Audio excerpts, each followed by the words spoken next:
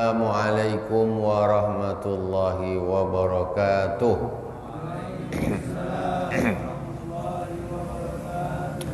Innal hamdalillah nahmaduhu wa nasta'inuhu wa nastaghfiruh wa na'udzu billahi min shururi anfusina wa min sayyiati a'malina. May yahdihillahu fala mudilla lahu wa may yudlil fala hadiyalah. Asyhadu an la ilaha illallah wahdahu la syarika lah. Wa asyhadu anna Muhammadan abduhu wa rasuluh.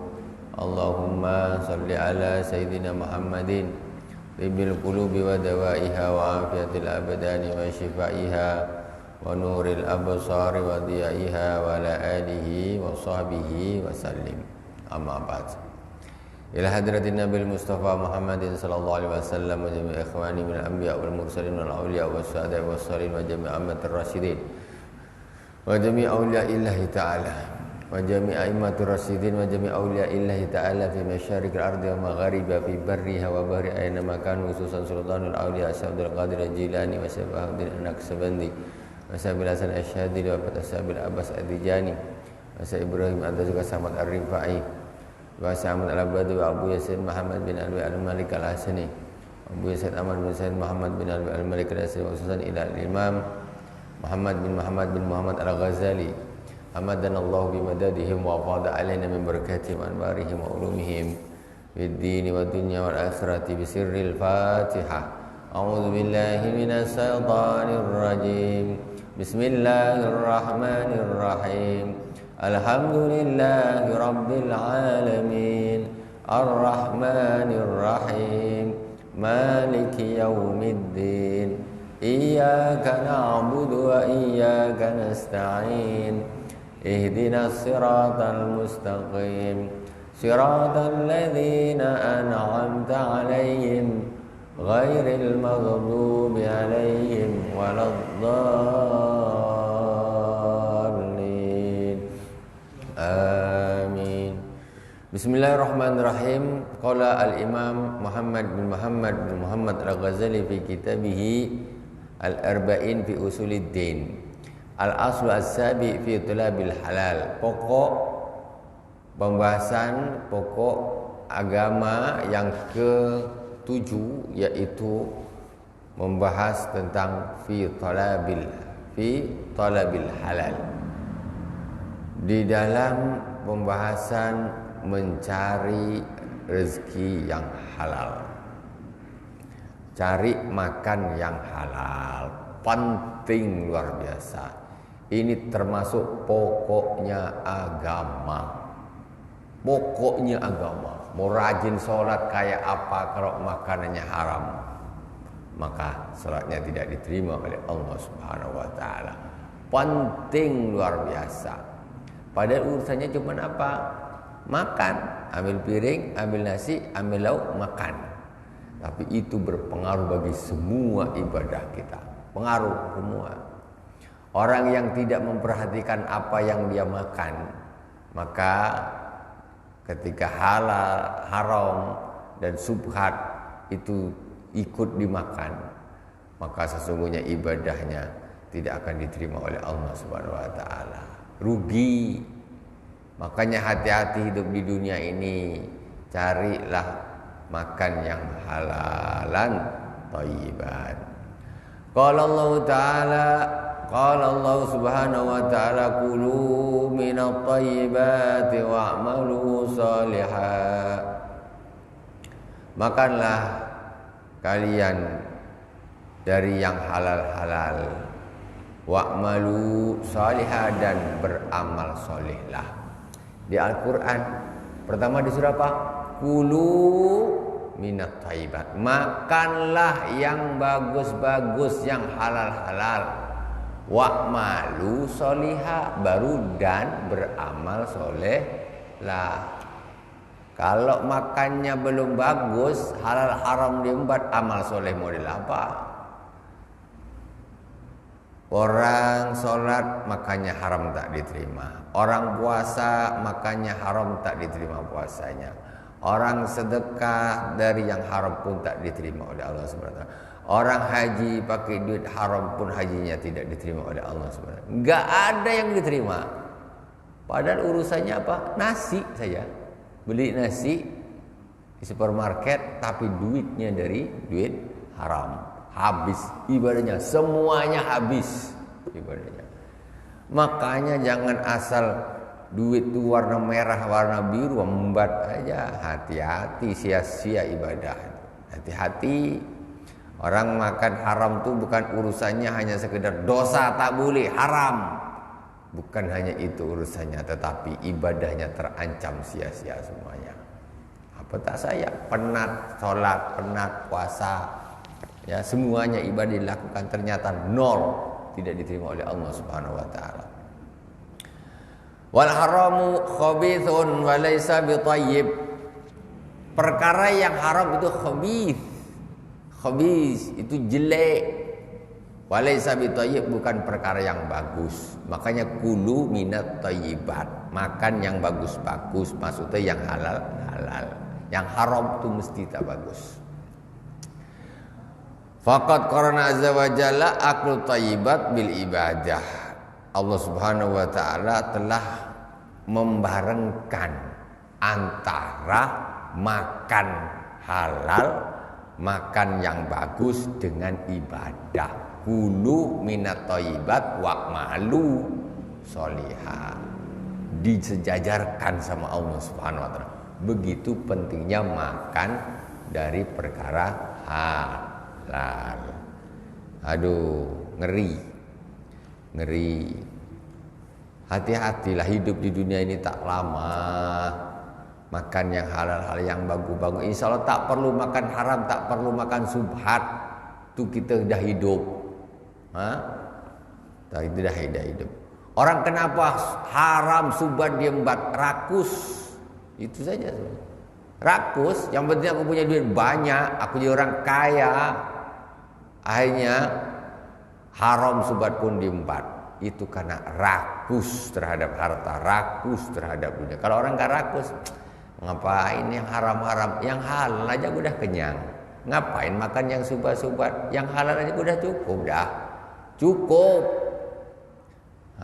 Kalau sekedar cukup, rakus ini yang membuat orang tidak peduli kepada haram ataupun subhat. Wa qala Rasulullah sallallahu alaihi wasallam, talabul halal faridatun ala kulli muslimin ba'dal faridah. Rasulullah sallallahu alaihi wasallam bersabda, mencari rezeki yang halal itu hukumnya fardu. Bukannya sholat aja yang fardu. Mencari rezeki yang halal hukumnya fardu. Ala kulli muslimin, bagi setiap orang Islam, bagi setiap orang muslim fardu, wajib nyari makan makanan yang halal. Kalau enggak dosa berarti. Ba'dal faridah, setelah faridah, setelah ibadah fardu. Akhrajahu At-Tabarani wal Baihaqi min haitsu Ibnu Mas'ud radhiyallahu ta'ala anhu bi sanadin dafin wa qala al-Hasami hasan. Nah, ini tengok hukumnya fardu. Menuntut ilmu, talabul ilmi faridatun ala kulli muslimin. Menuntut ilmu juga hukumnya fardu.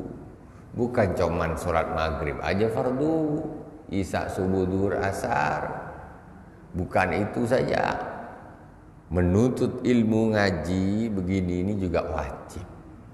Fardu. Kita kenapa tak berani tinggal sholat maghrib? Fardu.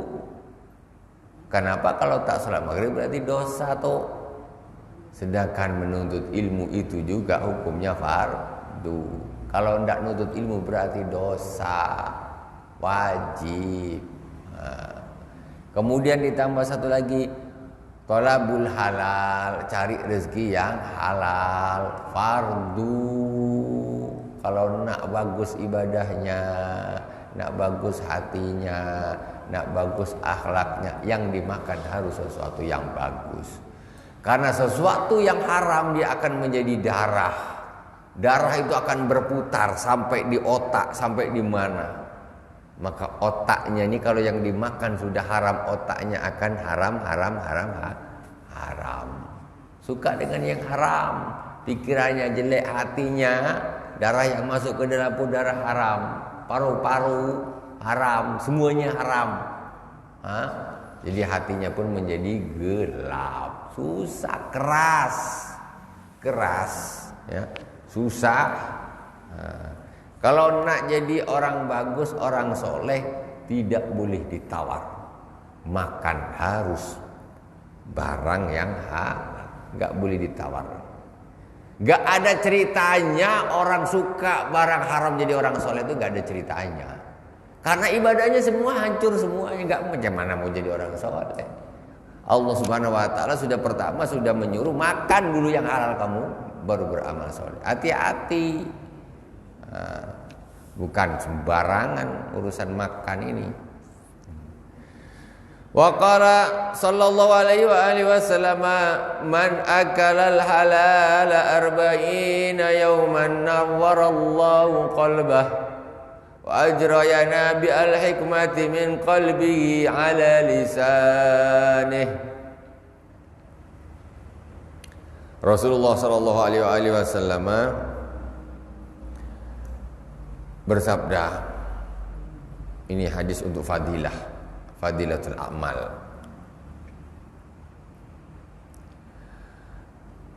Barang siapa yang makan makanan yang halal selama 40 hari, maka Allah akan menyinari hatinya. Wajrayana bil hikmati min qalbi, dan Allah akan mengalirkan sumber-sumber hikmah dari dalam hatinya, ala lisanih, pada lisannya.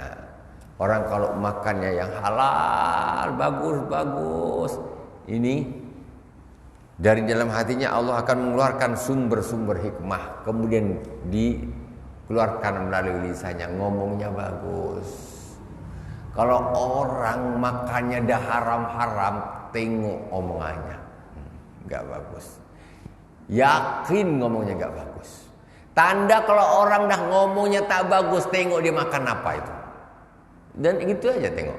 Orang kalau dah makannya makan tak bagus, kalau pas dia ini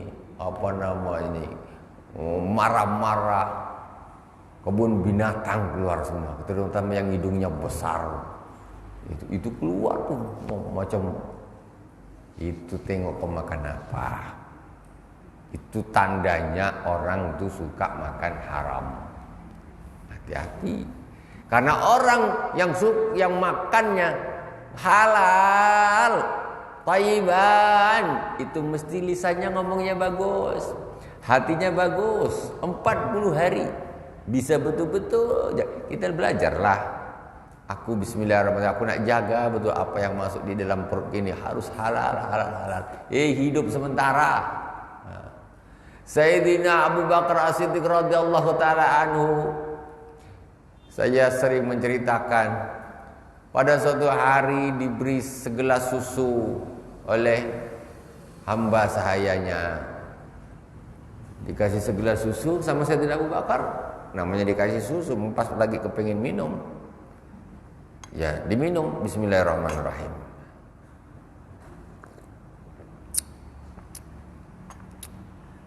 Kalau saya panas nih tak habis. Ini Sayyidina Abu Bakar Siddiq dikasih susu itu diminum. Setelah habis susu itu, tanya Sayyidina Abu Bakar, ini susu kau dapatkan dari mana? Apa kata hamba sayanya? Ya Sidi, ini susu ini saya beli dari uang yang dulu saya waktu zaman jahiliyah, waktu saya kerja jadi bomo, jadi dukun. Entah dukun santet, entah dukun apalah, pokoknya dukun lah, bomo. Kuhan, jadi dukun. Dulu waktu aku zaman jahiliyah jadi dukun, ini ada orang kasih saya duit fee, untuk bayaran. Dia datang, dukun ini nak nganu orang gini-gini, biar gini, biar gini, biar gini. Nah, ini duitnya, aku belikan susu nih. Setelah mendengar itu, apa yang dilakukan Sayyidina Abu Bakar Siddiq? Sayyidina memasukkan jarinya ke dalam mulutnya. Dimasukkan, dikorek mulutnya. Supaya apa? Muntah. Akhirnya susu itu betul-betul dimuntahkan sama Sayyidina Abu Bakar Siddiq. Muntah sejadi-jadinya, habis keluar semua isi perutnya. Isi perut Sayyidina Abu Bakar keluar sampai Sayyidina Abu Bakar itu pingsan. Pingsan, para sahabat yang jangan-jangan innalillahi ini Sayyidina Abu Bakar. Sampai begitu parahnya beliau ini kena kepingin mengeluarkan semua yang haram nih. Karena namanya susu sudah masuk ke perut, macam mana? Jadi keluarkan semua sampai muntah. Jadi boleh hukumnya memuntahkan seperti itu. Karena maksudnya haram. Kata, oh sedap baru. Tak salah sayang. Datanya sedap. Sayyidina Abu Bakar Siddiq, susu itu di mulut ini dikorek sehingga muntah, habis muntah, pingsan. Kata sahabat yang meriwayatkan, saya kira Sayyidina Abu Bakar Siddiq itu sampai kepada ajalnya. Sampai ajalnya, wafat. Dikira karena begitu parahnya beliau. Tapi akhirnya ternyata beliau sadar kembali. Kemudian cerita itu sampai kepada baginda Rasulullah SAW. Apa kata Rasulullah? Tahukah kalian bahwa Abu Bakar Siddiq itu adalah seorang yang perkara haram tidak masuk ke dalam perutnya, nggak masuk. Jadi Allah jaga. Begitu hati-hatinya Sayyidina Abu Bakar Siddiq. Tengok, dia menjadi sahabat nomor 1, ya, sahabat nomor 1, khalifah pertama, soleh. Tapi di antara satu yang paling dijaga oleh beliau ini adalah harus menjaga perut dari hal-hal yang haram atau subhat. Kebiasaan kecil dulu, pelam tetangga jatuh ambil, berhenti. Sekarang kalau tahu rumahnya Pak, dulu kami ngambil pelang bapak waktu kecil, saya minta ikhlasnya. Minta. Karena perkara haram itu sudah masuk ke dalam tubuh, itu mempengaruhi tubuh, mempengaruhi otak, mempengaruhi hati. Susah nak jadi orang baik kalau makannya makan haram. Ya Allah, astagfirullah, naudzubillah. Semoga Allah SWT menjaga perut kita semuanya, keluarga kita semuanya, anak cucu kita, saudara kita semuanya. Ini bukan perkara remeh nih. Bukan perkara remeh. Apalagi nak cari makan pakai tipu-tipu, nak judi, taruhan, mencuri, merampok, nipu orang. Mau jadi apa? Mau jadi apa? Untuk mati macam mana? Itu namanya orang yang lupa. Apalagi kalau sudah terlanjur makan haram, terus gelap hatinya. Wa fi riwayatin ukhra zahadallahu fid dunya wa ja'inna lillahi malakan. Dan di dalam riwayat yang lain, barang siapa yang memakan makanan halal selama 40 hari, Allah Subhanahu wa taala akan memberi nur di dalam hatinya. Nur. Ini tengok fadilah makan haram. Makan tuh Pak, itu bisa membuat hati ini bersinar, bernur. Dari sekarang rezeki apa yang paling halal? Makan saja bisa hati ini bernur, bercahaya dikasih Allah Subhanahu wa taala. Makan. Bukan hanya sholat saja, zikir saja, Quran saja. Ternyata makan pun membuat hati kita ini menjadi bersinar, bernur. Jangan sembarangan. Justru termasuk ini namanya al-aslu, pokok yang ketujuh ini, yang tidak boleh kita lupakan sama sekali. Jadi dalam hadis yang lain, Allah akan memberi nur, memberi cahaya di dalam hatinya. Kemudian Allah Subhanahu wa taala zahadahullahu fid dunya, dan Allah akan menjadikan dia zuhud dari dunia. Zuhud dari dunia ini apa maksudnya? Enggak gila dunia, enggak cinta dunia, enggak. Orang kalau makanan yang halal, dia tak gila dunia dia. tak gila. Tapi kalau orang dah makan yang haram subhat, tak gila dia, gila dunia dia. Nak kaya. Pokoknya tak tahulah macam mana aku harus bisa mendapatkan. Walaupun dengan cara yang zalim aku harus dapat. Wa jaa inna lillahi malakan ala baitil maqdis yunadi kulla lailah man akala haraman lam yuqbal minhu sarfun wala adlun. Sesungguhnya Allah Subhanahu wa taala memiliki malaikat berada di Baitul Maqdis, memanggil-manggil setiap malam. Memanggil-manggil setiap malam. Apa kata malaikat tersebut? Man akala haraman lam yuqbal minhu sarfun wala adlun. Barang siapa yang makan makanan yang haram, maka Allah Subhanahu wa taala tidak akan menerima. Maka orang tersebut tidak akan diterima sarfun wala adlun, ibadah sunnah dan ibadah fardunya enggak diterima semua Allah. Qiyamul lail, tahajud, duha, salat 5 waktu jamaah paling depan. Itu semua tidak akan diterima oleh Allah Subhanahu wa taala. Haji tiap tahun lah haji. Umroh tiap bulan itu tak akan diterima oleh Allah Subhanahu wa taala. Itu malaikat manggil-manggil. Malaikatnya di Baitul Maqdis. Ya. Man akala haraman lam yuqbal minhu sarfun wala adlun. Barang siapa yang makan makanan yang haram, maka tidak akan diterima ibadah sunnah dan ibadah fardunya. Enggak akan diterima. Apa tak rugi? Puasa fardu enggak diterima, puasa sunnah tak diterima. Semuanya enggak diterima. Wa qala sallallahu alaihi wasallam man istara thawban bi asrati darahim wa fi thamani dirhamun haram lam yaqbalillahu salatahu ma dama alayhi minhu syai'. Rasulullah sallallahu alaihi wasallam bersabda, barang siapa yang membeli selembar baju dengan harga 10 dirham. Kemudian di dalam harga 10 dirham tersebut ada 1 dirham yang haram. Lam yaqbalillahu salatahu ma dama alaihi min syai'. Allah Subhanahu wa taala tidak akan menerima salatnya selagi 1 dirham itu tadi ada nempel di dalam bajunya tadi. Tak akan diterima. 9 dirhamnya halal, 1 dirhamnya haram. Dibawa untuk sholat. Sholat maghrib, isya, subuh, duhur, asar, jumatan, qobliyah, ba'diyah, tahajud, habis semua tidak akan diterima oleh Allah. Kenapa? Di dalam bajunya ada sedikit kecampuran duit haram. Allah, apa tak susah? Sayang, padahal tak seberapa tuh. Tak seberapa. Masyaallah. Wa qala Abdullah bin Umar radhiyallahu taala anhu, ma law shallaitum hatta takunu kal hanaya wa sumtum hatta takunu kal autad lam yaqbalillahu zalika minkum illa bil wara' hajiz.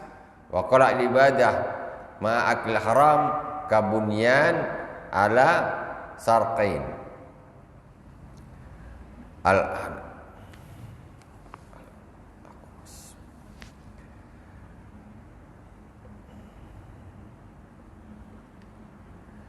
Rasul Sayyidina Abdullah bin Umar berkata, seandainya kalian sholat sampai kalian seperti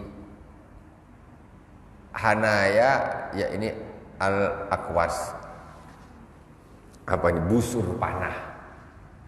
Busur panah. Seandainya engkau ni sholat sampai engkau ni seperti busur panah. Busur panah itu apa? Melengkung, kurus. Itu busur panah.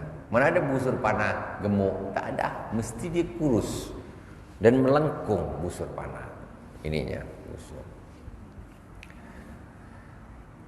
Seandainya kalian sholat sampai kalian seperti busur panah, wasumtum hatta takunu kal autad, Dan engkau berpuasa sampai engkau seperti autad. Autad nih apa kita bilang? Kalau ada kayu kita pasak. Pasak. Engkau seperti pasak, sampai engkau seperti pasak, tidak tak bergerak, nancap dia. Kemudian lam yaqbalillahu dzalika minkum illa bil wara' hajiz. Allah Subhanahu wa taala tidak akan menerima semuanya dari kalian kecuali kalian bersikap wara'. Wara' itu apa? Menjaga diri dari yang haram dan yang subhat. Itu baru bisa diterima puasanya. Nah, jadi orang baik, sifatnya baik, akhlaknya baik itu sangat dipengaruhi oleh halalnya makanan. Makanya tak usah heran kalau orang hatinya kok susah betul, naudzubillah, lisannya kok jelek betul, hatinya kok jelek, ya, wajar kalau makan yang dimakannya itu perkara yang haram atau yang subhat biasa. Tak usah bingung. Kenapa kau itu? Tengok makannya apa dulu. Kita jangan ikut-ikut makan haram, makan subhat. Sayangi diri kita nih. Ya, yang penting halal berkah, bukan apa nih banyak tapi subhat atau haram. Ya maunya banyak halal tentu. Maunya. Wa qala al ibadah ma akil haram kabunyanin ala sarqain.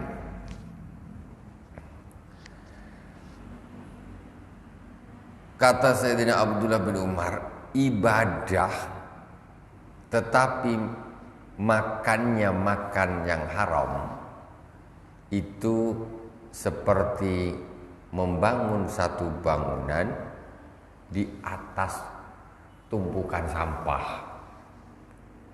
Sampah banyak. Di atas sampah ini dibangun bangunan. Apa tak tumbang sampah? Sampah tumpuk tebal-tebal langsung pasang bata. Naik bataku pasang ini. Kira-kira lah tumbang tak bangunan itu? Ya tumbanglah. Mana ada kekuatannya sampah. Orang bangun harus pondasi dulu. Cakar ayam. Kalau kita ada terucuk lagi apa segala macam. Ini sampah numpuk tebal langsung pasang bata. Bagus. Nak kau bikin megah seperti apa? Sebentar aja tumbang gitu. Membangun bangunan di atas. Kayaknya bagus. Tapi pondasinya apa? Sampah. Kena air tuh bergoyang, hancur, hanyut. Hati-hati. Banyakin ibadah, tetapi harus dengan makan yang halal. Thayyibul mat'am wasfaul qalb. Bagusnya makanan dan beningnya hati. Nah, judulnya ini. Maksudnya ada hubungan yang sangat-sangat erat antara bagusnya yang kita makan dengan beningnya hati. Nah, itu ada hubungannya. Ilam anna taibal mat'am lahu khasiyatun azimatun fi tasbiyatil qalbi.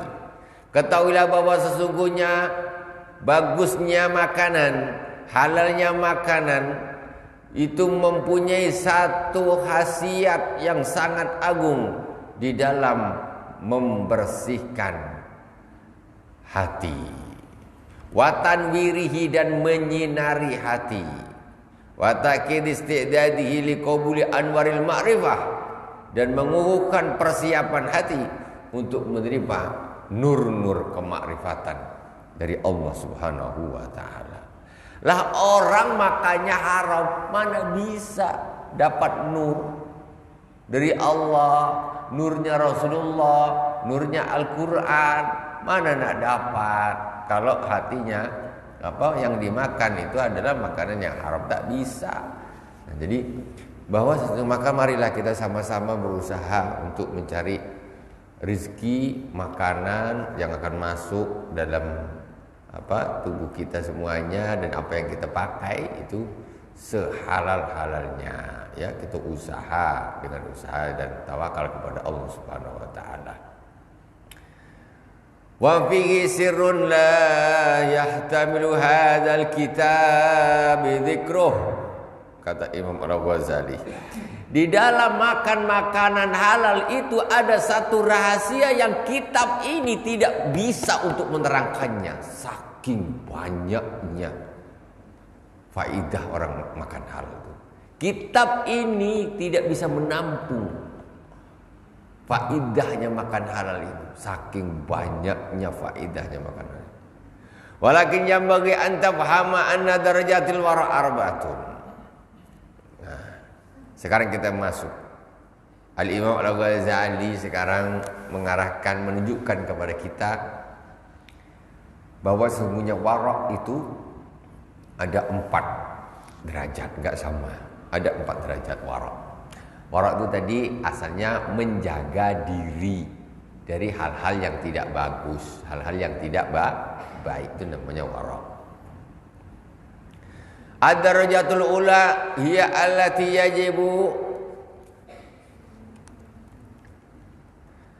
yajibu al-fisqu biiktihamiha wa tazulu al-adal bizawaliha wa hiya allati yuharrimuha fathul fuqaha.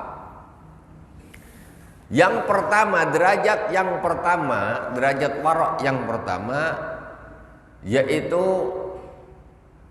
perkara yang menjadikan seseorang disebut fasik apabila dia melakukannya, melanggarnya, ya.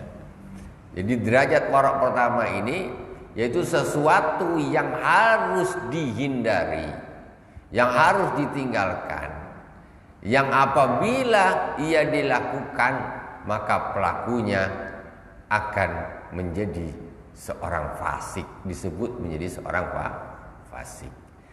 Wa tazulul adalu bizawaliha, dan sifat adil itu akan hilang dari orang tersebut.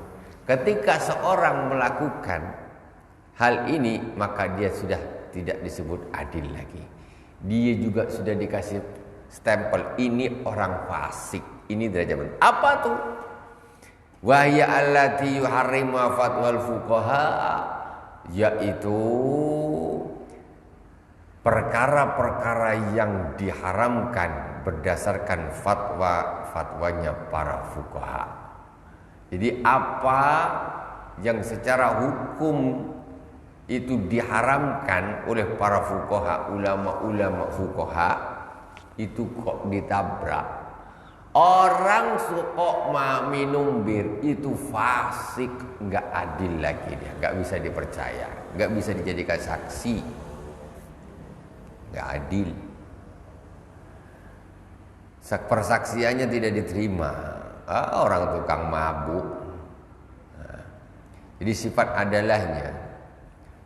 adalah ini sifat kesolehan. Jadi semacam orang meriwayatkan hadis. Kalau pemabuk meriwayatkan hadisnya nggak bisa jadi hadis yang sahih. Karena orang ini keadilannya sudah tidak ada. Dia pelaku dosa besar. Jadi hadisnya tidak bisa dikategorikan hadis sahih, nggak bisa. Karena dia tidak mempunyai sifat adil. Maksudnya adil itu bukan adil. Apa adil ini maksudnya? Bukan adil seperti hakim gitu, bukan. Adil itu maksudnya sifat kesolehan lah. Adil itu bisa dipercaya kesolehannya. Wa ya allati yuharrimu fata, itu yang nomor 1. Kemudian atsaniyatu wara'us salihin. Yang kedua yaitu waraknya orang-orang yang saleh. Jadi itu tadi pertama itu warak untuk orang awam, secara umum. Wara' secara umum, semua orang muslim harus menjauhi apa-apa yang diharamkan. Kalau dia melakukan hal-hal yang diharamkan, dia berarti menjadi seorang yang fasik. Fasik namanya dia, fasik. Kemudian naik derajat yang kedua. Jadi kita selaku seorang muslim, kita harus lulus derajat satu, ini harus lulus. Orang muslim beriman, maksudnya apa? Yang diharamkan ini harus sudah pasti ditinggalkan. Harus, itu derajat paling bawah waroknya. Sekarang ada warok derajat naik satu lagi ke atas, dia dapat derajat keduanya, yaitu wara'us salihin, waroknya orang-orang yang soleh. Wa al-hadar amma yatatarrafu ila ihtimalul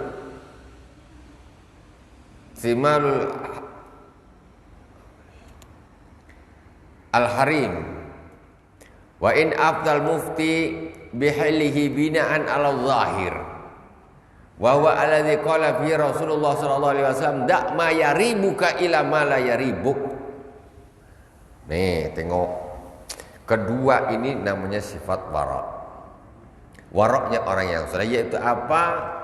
Menjaga diri dari sesuatu yang ada kemungkinan ini haram.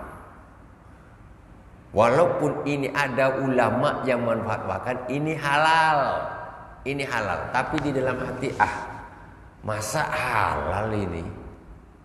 Ulama sudah menfatwakan ini halal.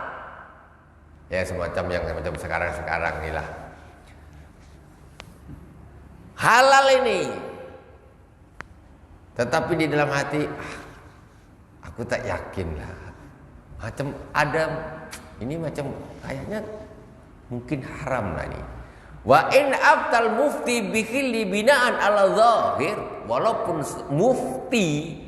mufti menfatwakan bahwa ini adalah halal secara perhitungan zahir. Fikih itu menghitung zahir. Secara mufti bilang ini halal, tapi dia secara ini batin, kayaknya entahlah, aku nih ragu pula nih. Nah itu. Wa huwa alladzi qala fi Rasulullah sallallahu alaihi wasallam, dan di sini ini namanya warok kedua. Kata Rasulullah sallallahu alaihi wasallam, da' ma yaribuk ila ma la yaribuk. Tinggalkan yang meragukanmu, ambil yang tak. Kalau kau ragu, tinggalkan. Walaupun ulama menfatwakan itu halal, tapi aku tak yakin. Kayaknya nih bisa jadi haram. Ini yang bagus. Ini namanya warok tuh. Kalau nak diembat silakan. Secara fikih tidak apa-apa, tapi tidak warok namanya. Kita harus naik kelas. Nak embat apa? Secara fikih boleh, karena sudah ada mufti yang menfatwakan. Tapi secara hati, kata Rasulullah SAW, da' ma yaribuk ila ma la yaribuk. Tinggalkan yang meragukanmu, ambil yang tidak meragukan. Mudah saja. Ragu, tinggalkan. Walaupun orang bilang halal. Apalagi kita dah 50-50 lain lagi. Apalagi dah ada yang bilang fatwa, dah bilang haram. Apalagi itu, lebih-lebih lagi. Ini babul wara. Bab wara. Ini baru derajat kedua. Masih ada derajat yang ketiga dan yang keempat derajat tertinggi. Insya Allah kita akan lanjutkan nanti di pertemuan yang akan datang. Semoga bermanfaat dari awal sampai akhir.